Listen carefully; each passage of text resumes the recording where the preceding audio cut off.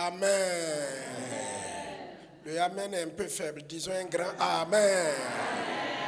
Veuillez vous asseoir, s'il vous plaît. Et soyez encore bénis. Amen. Notre thème, il est le même. Nous parlons de réveil spirituel. Nous parlons de réveil spirituel. Nous avions vu la semaine dernière, d'ailleurs je vais faire la révision avec vous. Nous avons vu la semaine dernière que Dieu avait béni un roi. Il est allé chercher ce roi derrière les animaux. Qui peut me donner le nom de ce roi? Oui, Tata Vidal. C'était le roi David. Avant de devenir roi, il était berger. Il était derrière les animaux en brousse. Et Dieu lui a fait grâce et est allé le chercher. Et l'a établi roi. En remplacement de quel roi d'ailleurs? En remplacement du roi Saül. Et quand David est devenu roi, qu'il a mené tous les combats, qu'il a brisé tous les ennemis de Dieu et que Dieu l'a établi, il avait à cœur de faire quelque chose. Qu'est-ce qu'il voulait faire pour la gloire du nom de Dieu? Qui me répond? Oui, Tatawa?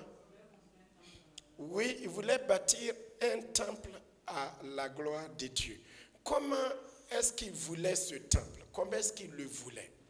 Ce temple qu'il voulait construire à la gloire de Dieu, il voulait que le temple soit comment? Qui me répond? Oui. Amen. Il voulait que ce temple soit très haut, plus haut que la tour Eiffel, pour que partout les gens se trouvent, à Paris ou dans les villes environnantes, ils voient la splendeur, la grandeur, la majesté de Dieu à travers ce temple. Alors, je reviens vers vous. Pourquoi est-ce qu'il voulait que ce temple, cette maison de Dieu soit si grandiose? Qui me répond? Pourquoi est-ce qu'il la voulait grande, magnifique, excellente? Qui répond à ma question? Oui, Tatawa?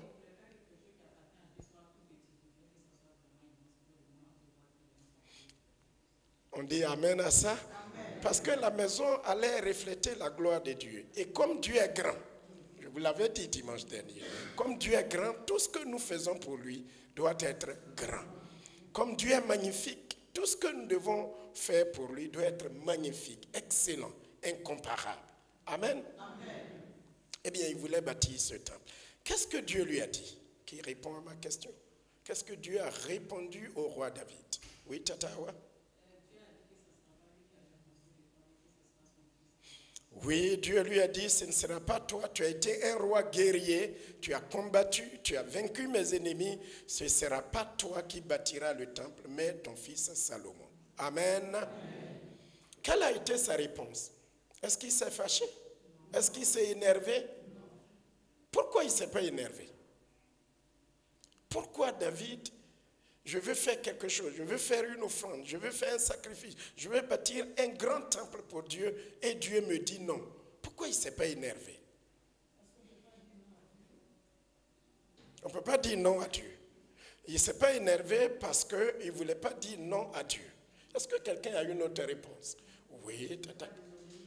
Il ne voulait pas désobéir à Dieu. Il ne voulait pas dire non à Dieu. Il ne voulait pas désobéir à Dieu. Est-ce que quelqu'un a une autre réponse?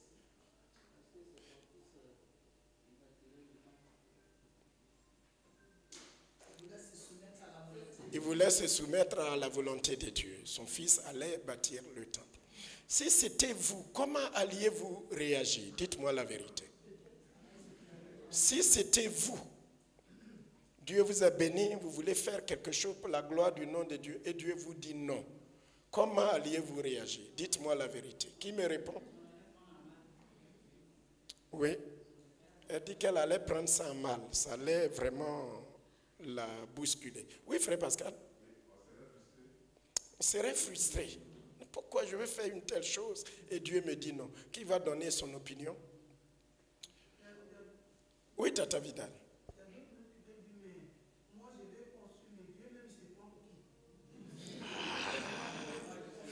Je veux construire une maison pour toi et tu veux pas, tu te prends pour qui? Mais Dieu se prend pour Dieu. Amen. Amen. Alléluia. Est-ce que quelqu'un allait s'énerver? Pardon? Tu n'allais pas? Tu n'allais pas t'énerver. Ah, c'est bien. On peut acclamer pour elle. Hein? Tu n'allais pas s'énerver. Amen. Donc, David ne s'est pas énervé, il ne s'est pas fâché. Bon, Dieu connaît nos cœurs. Ah, j'ai cru que c'est une main qui s'élevait derrière là-bas, mais bon, c'est un petit étirement. Amen. David ne s'est pas énervé. Il s'est soumis à la volonté de Dieu. Est-ce que Dieu a le droit de nous dire non? Pourquoi? Pourquoi est-ce que Dieu a le droit de nous dire non? Oui, Curtis? Pardon? Il sait ce qui est bon pour nous. Dieu sait ce qui est bon pour nous. Amen. Amen. Donc il a le droit de nous dire non. Quelqu'un veut me donner une autre réponse? Pourquoi Dieu a le droit de nous dire non? Oui, frère Moïse.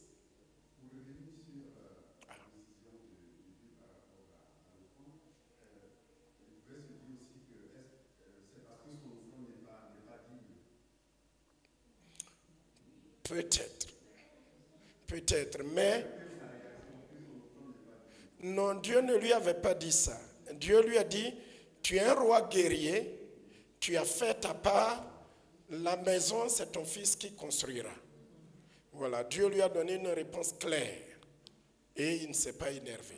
Amen. Amen. Pourquoi il ne s'est pas énervé? Parce qu'il s'est soumis à la volonté de Dieu. Il aime Dieu. Pardon? Il est humble. Dieu a le droit de nous dire non, même quand nous faisons quelque chose qui est légitime. Oui, ma soeur?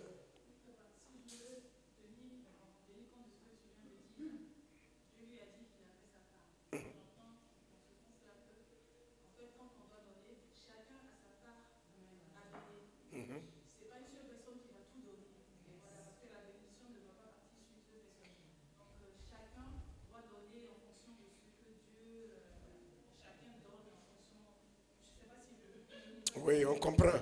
Amen. Tu as fait ta part des choses, eh bien ton fils aussi fera le reste. Donc nous devons nous soumettre à la volonté de Dieu. Amen. Il ne s'est pas énervé. Oui. J'aimerais également que nous devons suivre Dieu, son plan, parce que justement lui, il a le plan parfait pour notre vie, et nous qui ne connaissons absolument rien, il est notre guide. Donc si nous faisons un pas à gauche, il va nous dire non, c'est un non qui est légitime, parce que si nous allons à gauche, nous ne suivons pas le plan parfait de Dieu. Amen. Oui, Dieu a un plan pour toutes choses. Et c'est lui le souverain. Donc, ce n'est pas nous qui prenons les devants.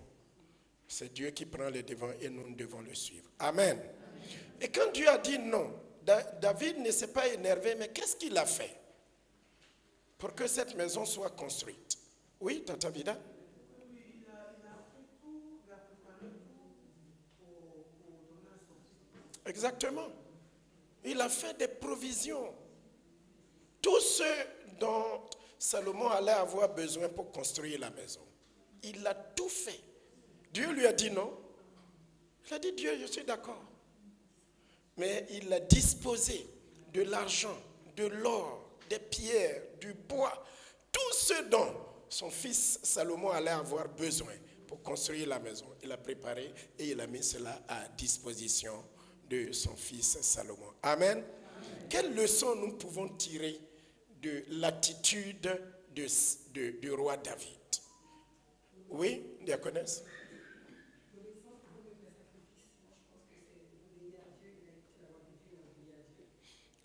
Nous pouvons tirer une leçon d'obéissance totale à Dieu. Amen. Amen. Nous devons obéir à Dieu dans toutes choses. Oui, mon frère. Avant maman Ekwe. La leçon d'humilité revient encore. Il s'est abaissé. Amen. Il s'est humilié devant Dieu. Oui, maman Ekwe.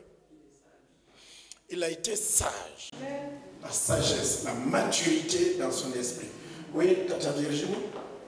Parce que Dieu nous dit non, on doit abandonner. Parce que lui, même quand Dieu lui a dit non, il a disposé de l'or et tout ça pour pouvoir construire. Donc même quand Dieu nous dit non, on peut toujours contribuer d'une façon ou d'une autre. Amen. Quand Dieu dit non, nous devons rester toujours dans sa volonté. Nous ne devons pas abandonner. Amen. Amen. Je crois avoir vu une mère qui se promenait. Ah oui, c'était de l'autre côté. Oui, Papa Yao. La vie a été Il a été obéissant. Oui, il a été obéissant. Il a été humble. Il s'est soumis à la souveraineté de Dieu. Amen. Amen. Et il a préparé tout un tas de choses pour son fils Salomon. Et dans le texte, nous voyons que Salomon a construit la maison de l'Éternel et il a bâti aussi son palais. Pour ceux qui sont étudiants de la Bible, combien les deux maisons ont pris? La maison du roi Salomon et la maison de l'Éternel, ça a pris combien d'années pour bâtir les deux maisons? Qui est-ce qui a la réponse? Ça a pris 20 ans, n'est-ce pas? 13 années pour la maison de l'Éternel et 7 années pour la maison du roi. Amen. Amen. Et quand la maison était terminée, lors de la dédicace, il y a eu une fête. Et Salomon a fait quoi? Qu'est-ce que Salomon a fait? Quand la maison est terminée, quand le temple a été bâti, il y a eu une fête. Mais pour la célébration de cette fête, Salomon a fait quelque chose. Qu'est-ce qui vous a marqué dans ce que Salomon a fait? Avant de faire la dédicace, qu'est-ce qu'il a fait?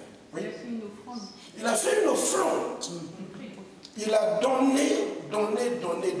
Est-ce que vous pouvez parler un peu de l'offrande de Salomon? Il a donné 22 000, c'est ça?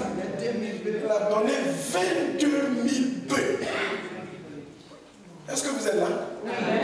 Il a donné 22 000 bœufs. Il a donné combien? 20 ou 22? 22 000 bœufs. Vous imaginez un peu. Ce n'est pas un bœuf, ce n'est pas deux bœufs, ce n'est pas un troupeau. Mais il a donné 22 000. Répétez le chiffre avec moi. Waouh! Gloire à Dieu. Amen. Que Dieu nous donne un cœur aussi large. Amen. 22 000 bœufs. Que Dieu vous bénisse. Amen. Que Dieu vous prospère.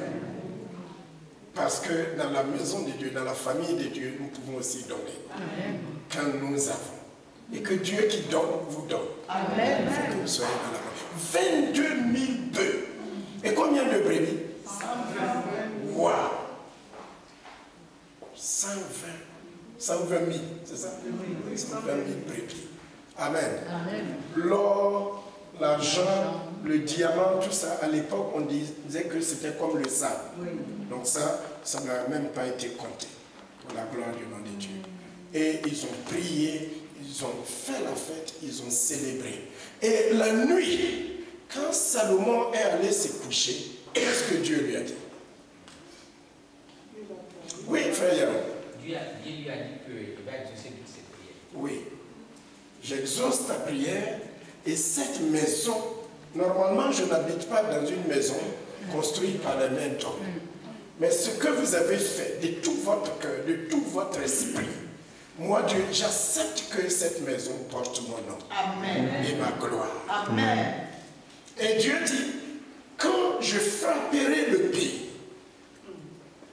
quand la misère, la peste, les souterrains, quand je fermerai le ciel sur ce pays et que tout le pays sera frappé, eh bien, c'est mon peuple sur qui est invoqué mon nom. Donc on est en train de réviser et en même temps continuer. Amen. Amen. Pourquoi Dieu frapperait-il le pays? Pourquoi Dieu dit tout d'un coup que quand je frapperai, je fermerai le ciel et que les souterrains que j'enverrai contre vous vont dévorer le pays. Quand il y aura la peste, quand il y aura le Covid, quand il y aura des maladies graves qui viendront sur ce pays, si le peuple sur qui est invoqué mon nom s'humilie, prie, cherche ma face, se détourne de ses mauvaises voies, alors moi Dieu, j'interviendrai et je guérirai. Ma question c'est, pourquoi Dieu frapperait-il le pays? Oui, diaconesse. Moi je pense que c'est ça, en fait, les enfants d'Israël étaient un peu de rebelles. Oui. À chaque fois ils péchaient, ils revenaient vers Dieu demander pardon. Effectivement, vous avez dit aussi, s'ils pêchent contre lui, s'ils reviennent vers sa maison, ils Amen. Vous êtes là ou bien vous n'êtes pas? Le problème, c'est quoi? Le péché. Amen.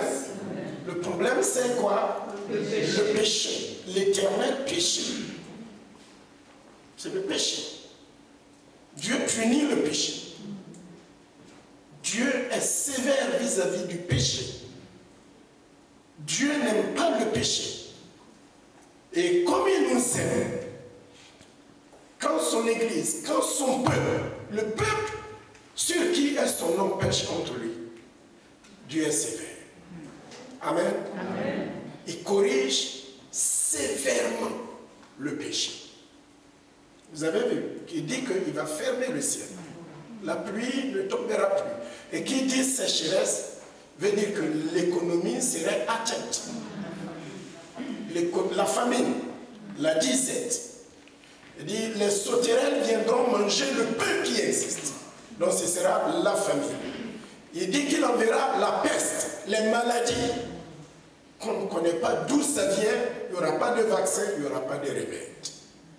Quelle leçon nous pouvons tirer ici avant de continuer? Donc parlez-moi. Péché? Pardon?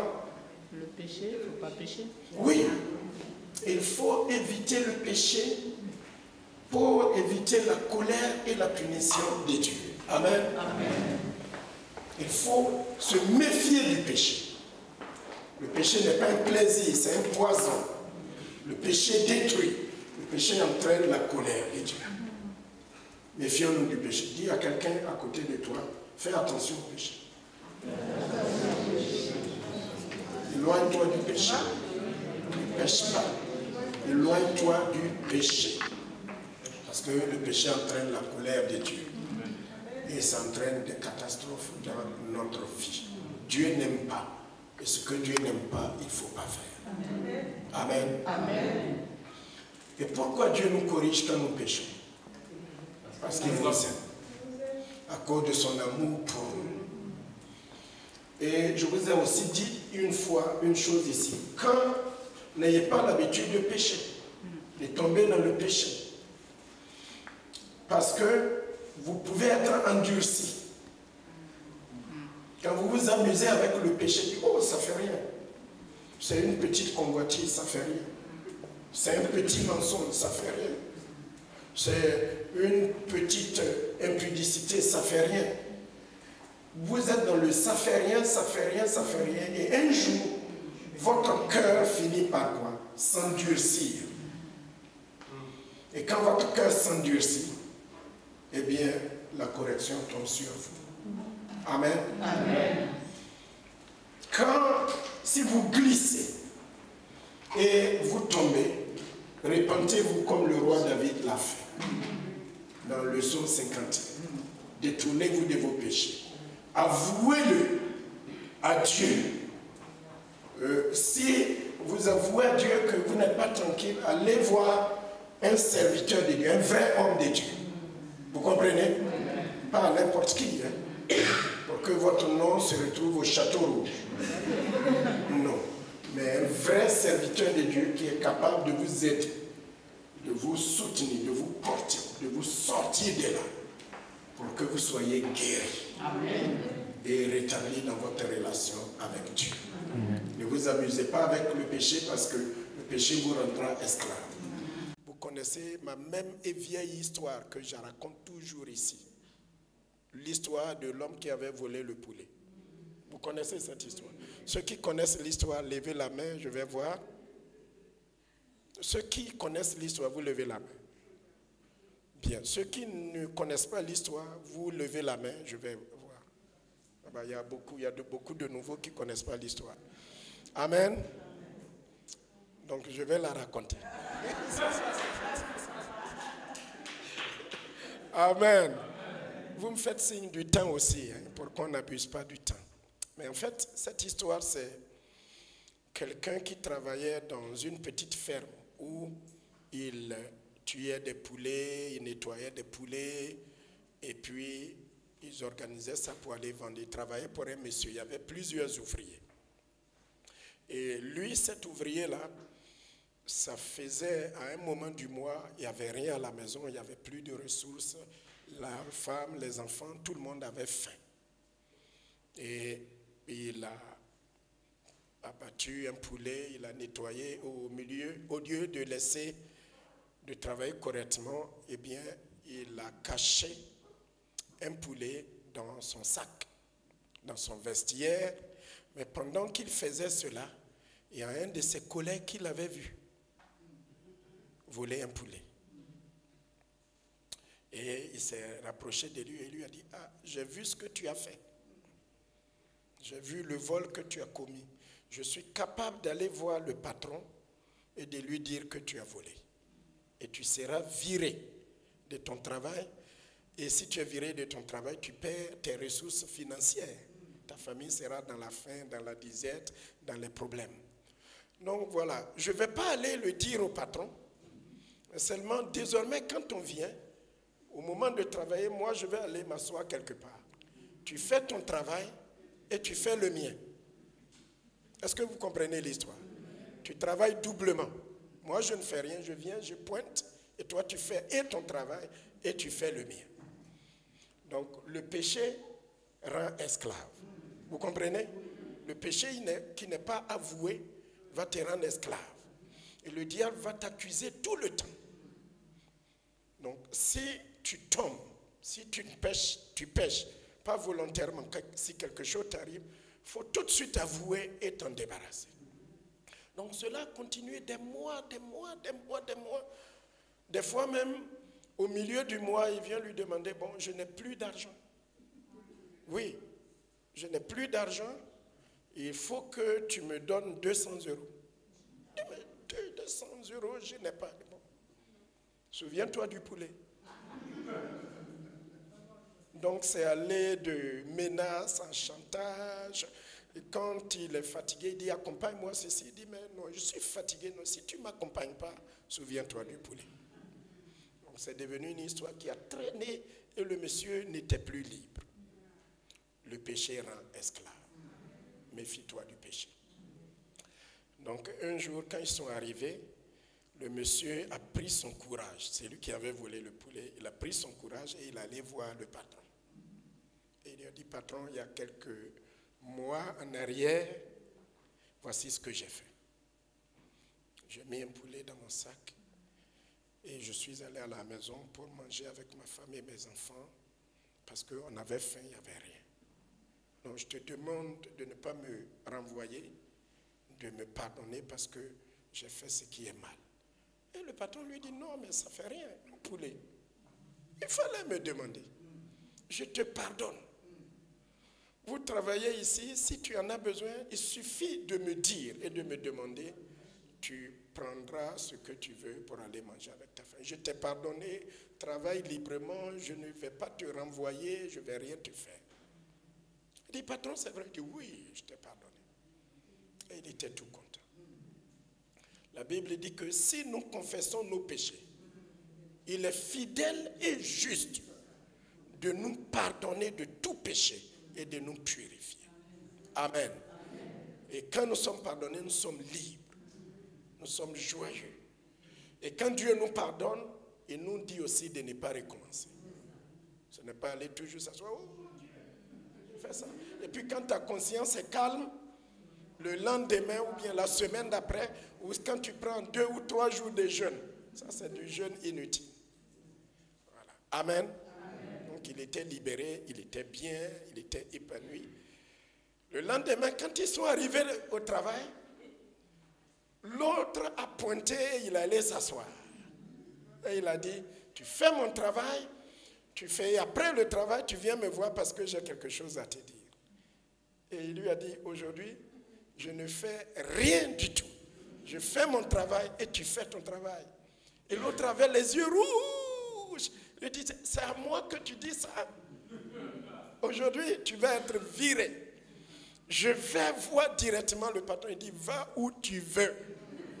Va faire ce que tu veux, que ce soit fini. Et l'autre, avec fierté, avec orgueil, il va frapper à la porte du bureau du directeur. Bang, bang, bang, bang, bang, bang, bang. Il Le directeur dit, mais c'est quoi? Il dit, assieds-toi. Il dit, j'ai quelque chose à te dire. Et qu'est-ce que tu as à me dire? Il dit, des mois en arrière, tu sais, mon collègue, ce qu'il a fait. Il a volé un poulet, je l'ai pris. Il n'a jamais avoué. Et voilà, il faut qu'il soit renvoyé, il faut qu'il soit viré. Le patron dit, assieds-toi, écoute-moi bien. Tu es venu trop tard. Parce que lui-même est venu me l'avouer. Et c'est toi-même qui mérites d'être puni. Oui, tu as vu, tu as concédé, tu n'as rien dit. Tu es complice. Voilà. Sors de mon bureau et va où tu veux, va faire ton travail. Parce que lui, il est pardonné. Amen. Donc méfions-nous du péché. On peut acclamer le Seigneur. Et donc c'est lui qui a eu honte et l'autre a été pardonné. Donc voici mon histoire de poulet que vous connaissez. Ceux qui connaissaient et ceux qui ne connaissent pas. Voilà. Oui, il y a une sœur qui a une question ou une contribution. Vous connaîtrez la vérité et la vérité vous rendra libre. Amen. Non? Amen.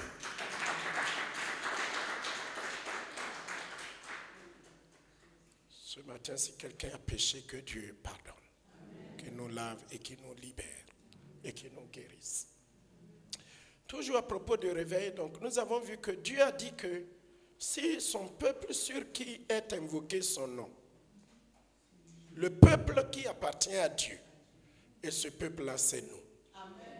C'était Israël, mais aujourd'hui, nous sommes l'Israël de Dieu. Nous sommes le peuple de Dieu. Nous sommes ceux et celles qui portons le nom de Dieu. Nous sommes appelés enfants de Dieu, l'église de Dieu, et nous portons son nom, nous portons son identité. Jésus nous a conféré son autorité. Amen. Est-ce que le peuple de Dieu est là? Amen. Nous sommes le peuple de Dieu. Et pour que nous voyions le réveil, Dieu nous disait dimanche dernier que ce que nous devons faire, c'est que nous devons nous humilier. Que veut dire s'humilier? Qu'est-ce que c'est que l'humilité? Je reviens à vous. Qu'avons-nous dit dimanche dernier? Qu'est-ce que c'est? Dépêchons-nous parce que dans un quart d'heure, je dois terminer. S'humilier veut dire quoi? Se rabaisser, ne pas se taper la poitrine. Quand vous touchez votre poitrine, touchez-la doucement. Amen. Ne pas frapper sa poitrine, s'abaisser. Amen. Ça veut dire quoi d'autre? Pardon. Ne pas se vanter. Ne pas se vanter. Oui. Reconnaître que Dieu est au-dessus de nous, qu'il est plus grand que nous. Oui. Dans toutes les situations. Se faire petit dans toutes les situations. Oui. C'est l'opposé de l'orgueil. Amen. Ça vient d'un mot latin, oui. Enlever le moi, notre moi, détrôner notre moi et laisser Dieu s'asseoir sur le trône de notre vie. Maman dit que ça vient du latin humus. Du latin humus qui veut dire quoi? Terre. Être humble, c'est savoir que je ne suis que poussière. Dieu m'a pris de la terre et il a soufflé dans mes narines pour que je sois un être vivant. Donc je ne suis que terre. Mon moi doit quitter le trône et Dieu doit régner sur ma vie. C'est ce que David a su, qu'il a inculqué à Salomon. Quand Dieu t'aura élevé, il t'aura béni, il t'aura prospéré, il t'aura donné la santé, quand tu pourras te tenir sur tes pieds, n'arrête pas de rendre la gloire à qui? À Dieu. Nous devons être humbles. Nous devons avoir un cœur humble. Il faut que nous devenions petits et que lui, il devienne grand. Qu'est-ce que Dieu fait pour les humbles? On a vu cela. Dieu élève les humbles. Et qu'est-ce qu'il fait aux orgueilleux? Il abaisse les orgueilleux. Il y a quelque chose d'autre que Dieu fait pour les humbles. Oui, Dieu accorde sa grâce, sa faveur, sa puissance, sa présence aux personnes qui sont humbles. Et qu'est-ce qu'il fait vis-à-vis des orgueilleux? Il s'oppose à eux, il résiste. Quand quelqu'un est orgueilleux, quand le diable s'oppose à toi, tu peux le chasser au nom de Jésus. Si des ennemis viennent contre toi pour barrer ta route, l'armée qui est avec toi est plus nombreuse que cette armée qui s'oppose à vous. Mais quand vous vivez dans l'orgueil et que Dieu s'oppose à vous, toutes les voies sont fermées. Donc il faut faire très attention. Amen. Donc Dieu nous disait dimanche dernier que si nous voulons voir le réveil, si nous voulons voir sa présence au sein de son peuple, nous devons être un peuple humble. Amen. Pour avoir sa grâce. Alors aujourd'hui, nous voyons une deuxième chose dans ce que Dieu a dit. Il dit, si mon peuple, sur qui est invoqué mon nom, si le peuple qui porte mon nom s'humilie, l'humilité entraîne aussi à la vie de prière. Quand tu te découvres, quand tu découvres qui tu es, quand tu découvres ton état, ton insuffisance, ton manque, ta petitesse, ça te conduit à chercher le secours vers celui qui te soutient. Celui qui est capable de te porter, de te soutenir, de te bénir, de t'aider. Vous comprenez? Je reprends cette partie. L'humilité conduit à la prière. Parce que quand tu es humble, tu vois que tu ne te suffis pas. Tu vois que tu es petit. Tu vois que tu es insuffisant. Tu vois que tu as besoin d'aide. Alléluia. Et donc tu te tournes vers le secours, le rocher de ton âme. Le rocher de ta vie. Le rocher des âges. Et tu lui demandes le secours, l'aide. On appelle ça prier. Amen. Il y a beaucoup qui ferment les yeux. Ne fermez pas les yeux, bientôt on va finir et rentrer. Donc, Dieu appelle son peuple, le peuple qui porte son nom, le peuple qui l'a sauvé, le peuple qui l'a racheté. Non seulement, si nous voulons voir sa gloire, sa présence avec nous, si nous voulons voir le réveil au milieu de nous, nous devons non seulement être un peuple humble, mais nous devons être un peuple qui prie. Amen. Amen. Dites-moi prière. Dieu t'appelle à la prière. Dieu appelle l'Église à la prière. La prière fait partie des clés du réveil. L'Église qui prie sera une Église vivace, sera une Église dynamique, sera une Église vivante, sera une Église puissante, parce que Dieu sera au milieu de cette Église. Le peuple qui porte le nom de Dieu doit être un peuple en prière. Et nous voulons vous appeler, nous vous appelons, nous vous convoquons à la maison, au travail, au milieu de nous, dans nos cellules, dans les prières dévotionnelles, à nous lever et à appeler la prière par son nom. Amen. La prière, c'est la clé du réveil. La prière, c'est le souffle du chrétien. La prière, c'est le moyen destiné par Dieu pour nous donner des choses que nous n'aurons pas autrement. Si mon peuple sur qui est invoqué mon nom s'humilie et prie, dis à quelqu'un à côté de toi, réveille-toi et prie.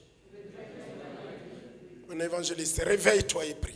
Ma soeur bien-aimée, réveille-toi et prie. Réveille-toi et prie. Nous remportons nos victoires à genoux devant le Seigneur. L'ennemi n'a pas peur de nos larmes. L'ennemi rit de nos larmes, de nos douleurs. Mais quand le peuple se met à prier, à crier vers Dieu, à élever sa voix vers Dieu, ça fait trembler l'empire de Satan. Ça brise les dents de l'ennemi. Ça brise les donjons de l'ennemi. Et Dieu nous appelle à prier. Eh bien, une erreur que nous faisons, c'est de ramer, de nos forces. avant de consulter Dieu dans la prière. J'ai une histoire à vous raconter. Je pense que c'est là que je vais devoir m'arrêter pour aujourd'hui. Tout ce que j'ai à vous dire aujourd'hui, c'est que nous prions. Lève-toi dans la prière, Église.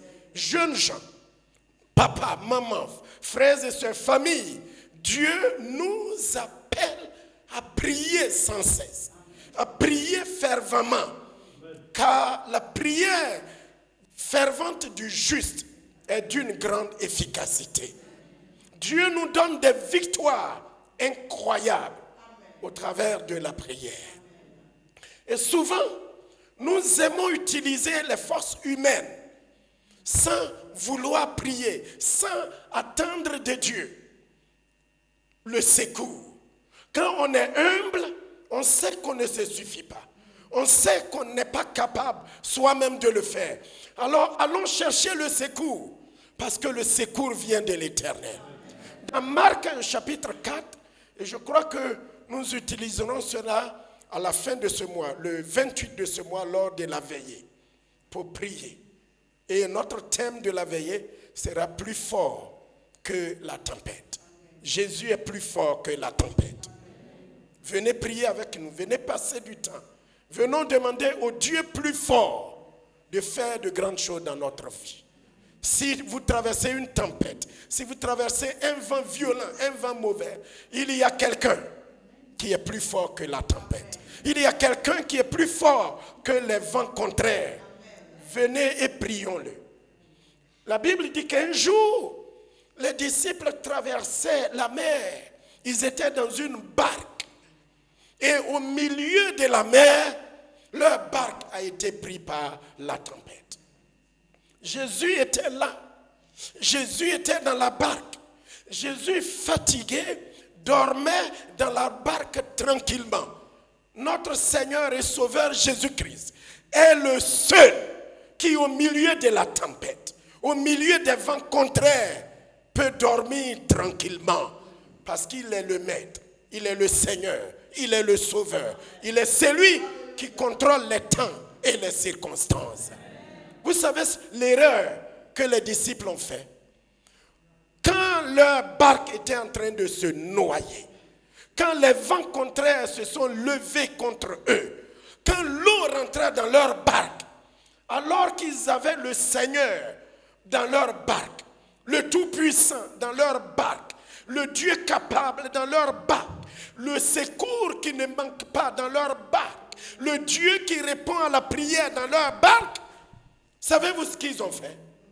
Ils ont continué d'enlever l'eau avec leur propre force.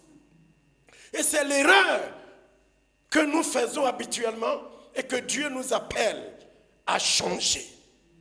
Tout projet, toute chose que tu commences, ta foi chrétienne, ta vie chrétienne, ta vie maritale, ta vie spirituelle, tout ce que tu fais, consulte d'abord Dieu dans la prière. Mais nous avons l'habitude de nous tromper, de ramer, d'aller contre le vent. Que peux-tu faire contre le vent? Que peux-tu faire contre les circonstances? Que peux-tu faire dans la vie d'une mer déchaînée qui veut emporter ta barque? Ta force ne peut rien faire. Ton intelligence ne peut rien faire. Mais il y a un secours qui ne manque pas. Et Dieu attend. Ses oreilles sont ouvertes. C'est ce qu'il va dire à Salomon. Salomon, parce que tu as donné, parce que tu as prié, voici ce que je veux faire. Si le peuple sur qui est invoqué mon nom s'humilie et prie et cherche ma face et se détourne de ses mauvaises voies, moi Dieu j'entendrai. Dieu écoute la prière, frères et sœurs. Veux-tu prier? Veux-tu te lever dans la prière?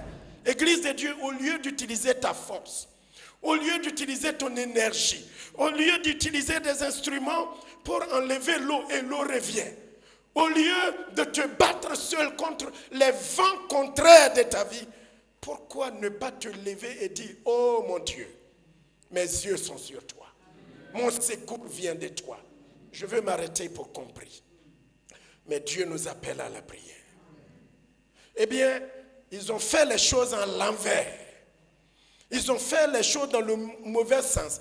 Ils ont enlevé l'eau, l'eau revenait. Ils ont épuisé leur force et lorsqu'ils étaient à bout, alors ils se sont souvenus que Jésus est dans la barque. Et ils sont allés, ils l'ont réveillé. Seigneur, est-ce que tu ne t'inquiètes pas pour nous? Est-ce que tu ne te souviens pas pour nous? Le Seigneur était là, il dormait, il les regardait. Alléluia. Cet après-midi, je vous invite. Allons réveiller Jésus. Allons dire à Jésus, nous voulons le réveil. Nous voulons que tu calmes les tempêtes. Nous voulons que tu calmes les vagues.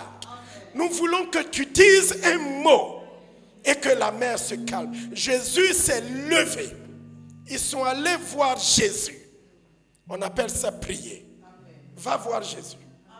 Pour tes examens, pour ta vie morale, pour ta vie spirituelle, pour ta foi, pour tes finances, pour ta famille, pour ton entreprise. Va voir Jésus. Jésus n'est pas fatigué de t'entendre. Et Jésus a le pouvoir sur les vents. Il a le pouvoir sur les tempêtes. Il a le pouvoir sur la mort. Il a le pouvoir sur le séjour des morts. Il a le pouvoir sur n'importe quelle circonstance. Église, l'heure est venue pour nous de prier. L'heure est venue pour nous de chercher la face du Seigneur. L'heure est venue pour nous de nous détourner de nos mauvaises voies et de dire à Dieu, Dieu au secours. Est-ce que quelqu'un a envie de prier? Lève-toi alors avec moi. Évangéliste, prends le micro.